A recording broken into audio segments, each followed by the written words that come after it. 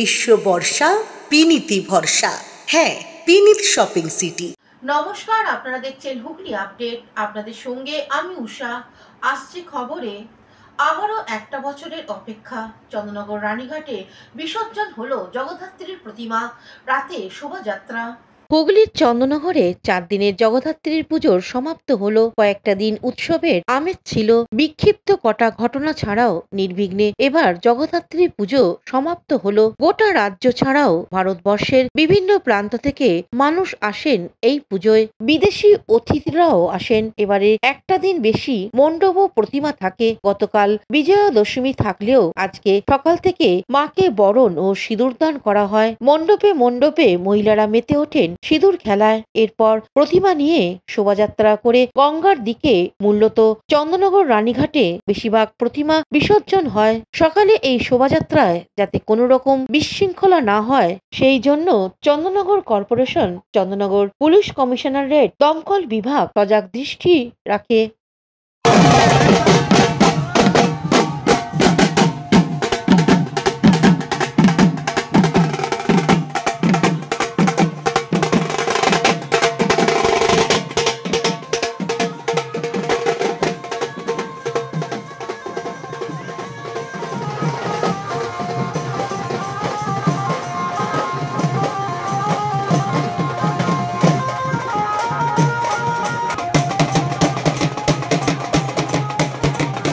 হুগলি থেকে পানুপাল, দেবাশিস ঘোষ, চন্দনা দত্তের report, Hooghly update.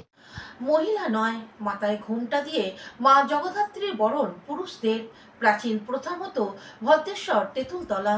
মাথায় ঘোমটা দিয়ে মহিলা সেজে প্রতিমা বরণ করেন পুরুষরা। প্রাচীন এই প্রথাই চলে আসে ভদ্রেশ্বর তেঁতুলতলা জগদ্ধাত্রী বারোয়ারিতে। জনশ্রুতি আছে, একদা ইংরেজ ছাউনি ছিল ভদ্রেশ্বর গৌরহাটি এলাকায়। ইংরেজ শাসককালে সমগ্র অঞ্চল জঙ্গলে ভরা ছিল। ঘুরে বেড়াতো গোড়া সৈনিকের দল। ফলে ঘরের বাইরে মহিলাদের নিরাপত্তার অভাব ছিল সব সময়। এইসব কারণে বাড়ির মহিলারা সে সময় বাড়ি থেকে বেরোতেন না। তারা ছিলেন পদ্মাসীন। তাদের স্থান ছিল বাড়ির অন্দর মহলেই। তাই তৎকালীন সময় জগদ্ধাত্রীর পুজোর আচার অনুষ্ঠান সবই সামাল দিতেন পুরুষরাই। এমনকি ঠাকুর বরণের ক্ষেত্রেও সেই প্রথা অব্যাহত থাকত।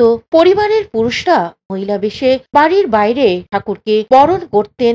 আজও সেই প্রথা চলে আসছে ভদ্রেশ্বর তেঁতুলতলার পুজোয়। শাড়ি পরে মাথায় সিঁদুর লাগিয়ে কেউ স্ত্রী সেজে মহিলা বেশে বরণ ডালা হাতে জগদ্ধাত্রী বরণ করেন পুরুষরা। তারপর রীতি মেনে শোভাযাত্রায় বের হন জগতের ধাত্রী। শোনা যায় কৃষ্ণনগরের রাজা কৃষ্ণচন্দ্রের দেয়ান তাতারাম সুর গৌরহাটিতে বাস করতেন। তিনি রাজার অনুমতিতেই 2 বিধবা কন্যাদের ইচ্ছায় নিজের বাড়িতে জগদ্ধাত্রী পুজোর সূচনা করেছিলেন। পরবর্তী সময় সেই জগদ্ধাত্রীর পুজো চলে আসে তেঁতুলতলায়। নাম হয় তেঁতুলতলা বারোয়ারি, যা বুড়িমা নামে পরিচিত হয়। 233 বছরে যে পুজোর রীতিনীতি বিশেষ পরিবর্তন হয়নি। পুরুষদের বরণ দেখা যায় চন্দননগরের তেমাতা রানীমার পুজোতেও। ইতিহাসটা হচ্ছে 233 বছর আগে চতুর্দিকে ইংরেজ আমল। বাড়ির মহিলারা বাইরে বেরিয়ে বরণ করা ইচ্ছে ছিল না। তাদের সুরক্ষার জন্য পুরুষরাই মহিলা সেজে বরণ করত। সেই কারণে তখন আজও সেই কথা চলে আসে। একটা দিন আমাদের প্রচন্ড ভালো লাগে, আমরা উদ্গ্রীব হয়ে থাকি এই দিনটা আসার জন্য। আমরা মহিলা সাজবো বলে 14-15 বছর হবে, এক্সাক্ট মনে নেই। মধ্যখানে 1-2 বছর গ্যাপ ছিল। একদমই না।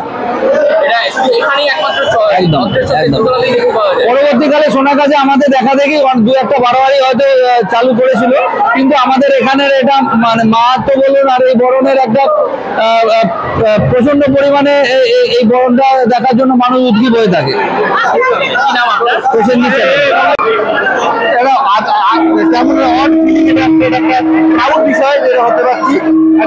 একটা বিগ রেসপন্সিবিলিটি আছে, কিন্তু আই থিঙ্ক ভালো দিন যাবে। আমার প্রথম একদম ফার্স্ট টাইম। কেমন লাগছে শাড়ি পরে? এমন লজ্জা লাগছে বলবো না, কিন্তু ভালো লাগছে ভেতর থেকে যে ঠাকুরের জন্য করতে পারছি। এটা খুব কম লোকে করতে পারতো, নিজেকে লাকি মনে হচ্ছে। এট দ্য সেম টাইম একটা রেসপন্সিবিলিটি আছে, তো লুকিং ফরওয়ার্ড টু ইট। আমার নাম মৃন্ময় গাঙ্গুলি। হুগলি থেকে পানুপালের সঙ্গে চন্দনা দত্তের রিপোর্ট, হুগলি আপডেট। কাঁধে চেপে মা জগদ্ধাত্রী রেল লাইন পার হন, চন্দননগরে থমকে যায় রেলগাড়ি। চন্দননগর জগদ্ধাত্রী পুজোর শোভাযাত্রার নাম দেশজোড়া। প্রতিবারই বিসর্জনে থাকে অভিনবত্ব। নিয়ম অনুযায়ী সন্ধ্যায় শুরু হয় বিসর্জনের শোভাযাত্রা। তবে সেই শোভাযাত্রায় অংশ নেয় না এমন প্রতিমাগুলি বিসর্জন দেয়া শুরু হয় সকাল থেকে। মণ্ডপে মণ্ডপে প্রতিমা বরণের পর চলে সিঁদুর খেলা। তারপর বাজনা সহকারে গঙ্গার ঘাটে নিয়ে যাওয়া হয় প্রতিমা। চন্দননগর রেল স্টেশনের পশ্চিম দিকে বেশ কয়েকটি জগদ্ধাত্রী পুজো হয়। রেল স্টেশনের পূর্ব দিকে গঙ্গা হওয়ায় পশ্চিম দিকের ওই প্রতিমাগুলিকে বিসর্জন দিতে সমস্যায় পড়তে হয়, কারণ প্রতিমার আকৃতি বিরাট হওয়ায় চন্দননগর স্টেশনে সাবওয়ে দিয়ে তা নিয়ে যাওয়া যায় না। চন্দননগরের সুভাষপল্লী উত্তরপাড়ার পুজোর প্রতিমা অন্যবারের মতো এবারেও রেল লাইন পার করে নিয়ে যাওয়া হলো। আজ বেলা 11:30 নাগাদ ওই বারোয়ারি পুজো কমিটির সদস্যরা বাঁশের খাঁচায় দড়ি বেঁধে প্রতিমা কাঁধে তুলে রেল লাইন ধরে বেশ খানিকটা হেঁটে নিয়ে যান। এরপর রেল লাইন পেরিয়ে পূর্ব পাড়ে নিয়ে গিয়ে তোলা হয় লরিতে। সেই সময়ের জন্য হাওড়া বর্ধমান মেন শাখায় ট্রেন চলাচল বন্ধ রাখা হয়। ওভারহেডের তারের পাওয়ার অফ করা হয়। ওই সময়ের জন্য রেল লাইন পার করে জগদ্ধাত্রীর প্রতিমা নিয়ে যাওয়া দেখতে ভিড় জমে যায় চন্দননগর স্টেশনে। শেওড়াফুলি জিআরপি থানার ওসি প্রদ্যুৎ ঘোষকে দেখা যায় হ্যান্ডবাইক নিয়ে উৎসাহী লোকজনদের সাবধান করতে, রেল লাইন থেকে দূরে থাকতে বলেন। দুর্ঘটনা এড়াতে দড়ি দিয়ে ঘিরে রাখা হয়। প্রতিমা রেল লাইন পার করতেই ট্রেন ছাড়ে। এভাবেই ব্যতিক্রমী পথে নিরঞ্জনের দিকে এগিয়ে যায়। কিন্তু আমাদের দুর্ভাগ্য যে চন্দননগর কেন্দ্রীয় কমিটির আওতাভুক্ত আমরা গত বছর অব্দি হতে পারিনি। এবছরে আমরা চন্দননগর কেন্দ্রীয় কমিটির আওতাধীন এবং সেই জন্যই আমরা 42-এর বৈভবে আমরা এবছর পদার্পণ করলাম। আমরা আশা রাখি আপনাদের ভালোবাসা এবং চন্দননগরের অগণিত মানুষের ভালোবাসায় আমরা এভাবেই ব্যতিক্রমী পর্যায়ে প্রত্যেক বছর মাকে নিয়ে বেরিয়ে যাব। আমরা যখন প্রথম বছর বেরোনোর চেষ্টা করেছিলাম, আমাদের একটা রাস্তা গলিপথ, সেখানে মায়ের অঙ্গ প্রত্যঙ্গে আঘাত লেগেছিল। সেই জন্যই আমরা ভেবেছিলাম এই রেলের পথে মানে প্রায় 200 মিটার পথ রেল লাইন অতিক্রম করে অবশ্যই জিআরপি এবং আরপিএফের সহযোগিতা প্রথম দিন থেকে আমাদের পাশে ছিল। সেই জন্যই বোধহয় আমরা এই ব্যতিক্রমী পথে নিরঞ্জনের দিকে এগিয়ে যেতে পারি। আমরা চন্দননগর জিআরপি এবং আরপিএফ ব্যান্ডেলের সহযোগিতায় দুদিকে ট্রেন থামিয়ে মাকে 200 মিটার পথ এগিয়ে নিয়ে আসি উত্তরপাড়া বারোয়ারি থেকে ভাগার মোড়ের দিকে, এবং তারপরে আমরা লরিতে তুলে মাকে নিয়ে চলে যাই গঙ্গার দিকে। লাইন পারাপার করি। এই লাইন পারাপারের পথটা কম করে 50 মিটারের বেশি। তার আগে আমরা 150 মিটার পথ ওই লাইন ধরে এগিয়ে আসি। প্রক্রিয়া কতক্ষণ সময় লাগে? আমাদের মাকে নিয়ে আসতে ভাগার মোড় অব্দি সময় লেগে যায় কম করে 1 ঘন্টা। তারপরে 2 ঘন্টা লাগে এখান থেকে গঙ্গার দিকে যেতে। ওই 1 ঘন্টা ট্রেন বন্ধ রাখতে হয়? একদম 1 ঘন্টা শুধু ট্রেন বন্ধ থাকে নয়, যদি দরকার মনে করেন তারা জিআরপি এবং আরপিএফ দাঁড়িয়ে দুদিকের লাইন দিয়ে ট্রেন চলাচল করে। কিন্তু আমাদের প্রথম দিন থেকে আজ অব্দি কোনো রকম অসুবিধা হয়নি।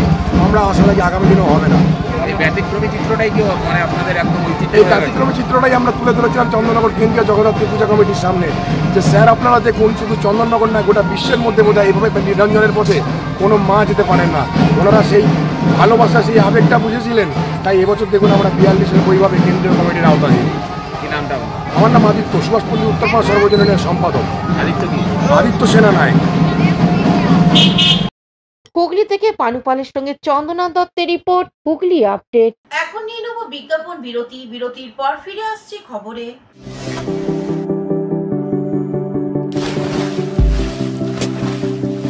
Fasten your seatbelts as you take a tour around your marine wonderland.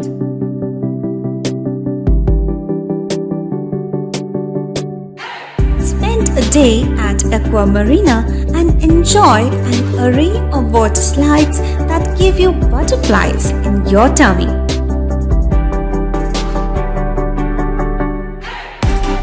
Aqua Marina is a holistic weekend destination for friends, family, and couples and offers magic to soothe your body, mind, and soul.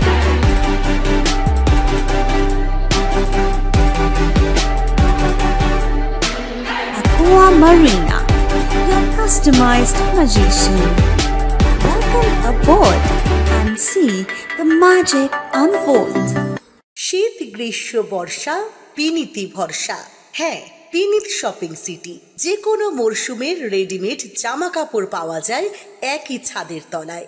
ছোট থেকে বড়, পুরুষ, মহিলা ও শিশুদের একমাত্র নির্ভরযোগ্য প্রতিষ্ঠান। শীতকালীন যে কোনো শাড়ি, জিন্স, টপ, কুর্তি, চুড়িদার, পাঞ্জাবি মানেই Pinit shopping city. Akhan Bazar, Chuchura, Hooghly. Amala nursing home.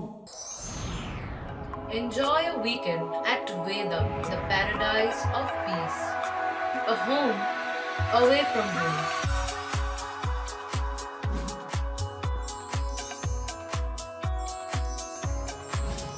See yourself resonating with the nature.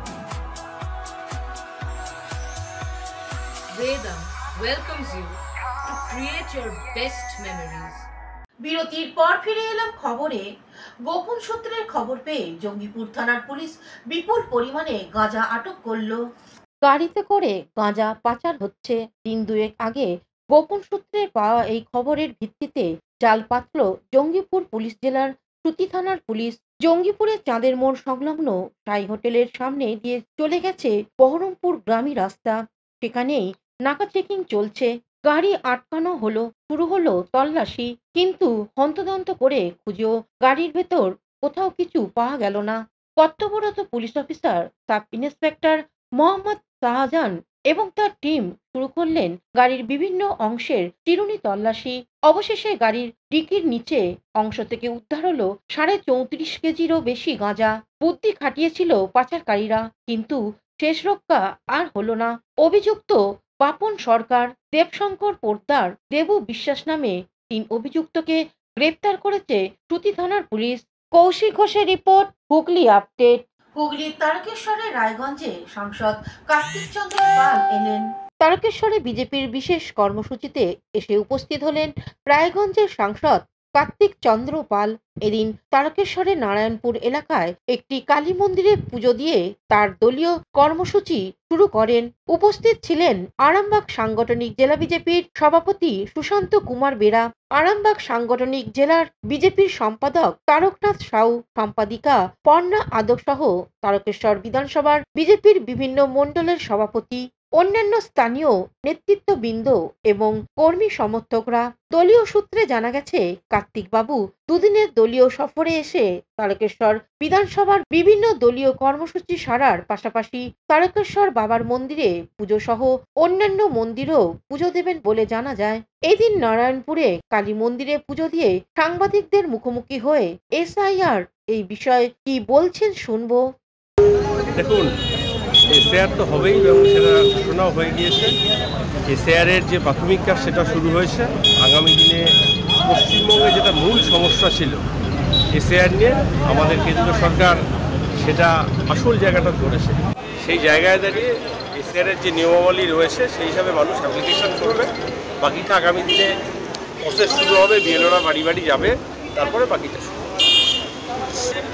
বিরোধী দলের কোনো উদ্দীপনা নেই। এটা এসআইআর, এটা নির্বাচন কমিশন করছে। নির্বাচন কমিশনের আন্ডারে তাদের যে প্রসেস আছে তারা সেটা মেনটেন করছে। আর এসআইআর নতুন কোনো ব্যাপার নয়, এর আগেও ভারতবর্ষে এসআইআর হয়েছে, এখনও হচ্ছে। আর একটা প্রশ্ন আছে, সারাদিন এটা আমাদের দলের আভ্যন্তরীণ কর্মসূচি রয়েছে। এটা আমার মিডিয়াতে বলার কোনো ব্যাপার নেই, এটা আমাদের দলীয় ব্যাপার। ঠিক আছে, ধন্যবাদ। হুগলি তারকেশ্বর থেকে আশিস কুমার ঘোষের রিপোর্ট, হুগলি আপডেট। চন্দননগরে জগদ্ধাত্রী পুজোর নিরঞ্জন শোভাযাত্রা দেখুন আমাদের হুগলি আপডেটের সরাসরি লাইভ সম্প্রচারে।